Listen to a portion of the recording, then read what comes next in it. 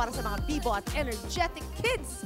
Ang active toys na pwede niyang laruin indoors and outdoors. Para alamin kung ano-ano mga exciting toys yan, kasama natin ulit si Miss Dana Bethany Lagi mula sa Key West International PH. Good morning, Dana. Hello, good morning. Welcome back. Okay, ano ang mga laro ang dala mo ngayon? Yes, yung mga laro ang dala ko naman ngayon is yung mga pang-sports naman. Oo, para Yes. naman talagang galaw na galaw ang mga bata. Okay, so let's start with their archery. Ayan, sa archery, ito naman po yung archery with flashing light. Okay. Bali, pag madilim siya, iilaw siya. Okay. Oo. Meron tayong pang boys and pang girl. Oo nga, sa kulay na kulay pa lang, matutuwa ang mga bata. May purple and pink. Yes. Pero okay, syempre pag sinabi nating archery, eh iniisip ng mga nanay, nako, di ba, masakit yan, ganyan. Ito, hindi yan. Ito, pandikit yan, di ba? Opo. Tsaka hindi naman ganun kalakas yung tama niya Okay. pag hinila siya. Okay, so basically, pag pinalipad mo na ang arrow, doon siya didikit dapat doon Sa, sa target. target. At saka talaga may pandikit siya kasi may suction cup. Yes. Okay, yan, nilalaro siya ng ating Ayun. mga boys from One Up.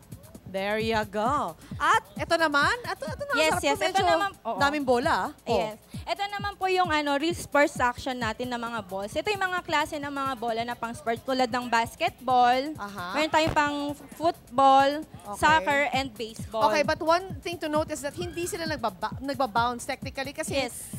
hindi talaga sila yung bolang-bola. Oo. Talaga Tsaka parang magaan lang foam. sila. Pwede silang lumutang sa tubig, ganon. Oo. So pwede mo silang dalhin when you're swimming, Yes, sa beach, oo, pwede pwede rin. rin. Pwede kayo maglaro sa sand. So ano siya, walang masasaktan. Walang masasaktan. Okay, ito naman, kaya Yan pa ako naman. interesado. Yan, nilalaro ng mga kasama. Pero mali yata yung paglaro nila ng football. Mali nga yung hawak girls nila natin. Okay. Ate, next naman natin ay yung bowling muna. Yung bowling. Anong Ayun klaseng naman yung bowling to? Oh. Yan naman yung bowling natin with light naman. Ay, Basta ang natamaan niya cute. yung pinball natin, Oh. nagla-light siya. So, umiilaw. maganda siya sa mga bata kasi syempre pag bata, mahilig sa mga maiilaw, mga Oo. ganyan, makukulay, ganyan. Oo, kailangan ka lang mag-assign ng, siguro yung nanay, taga-tayo ng Taga-tayo, pins. oo. Nandun Tapos sila. yung mga bata. Okay, anong age advisable maglaro ng mga action toys na to nga Yung pala? mga, from 6 pataas na po siya. 6 pataas. Okay, pero hindi ko pa na-mention itong laruan na to. No? I'm just really, ito nilalaro niya. Ano to? Yan. Ano yan. to? Yan naman yung ball game set natin.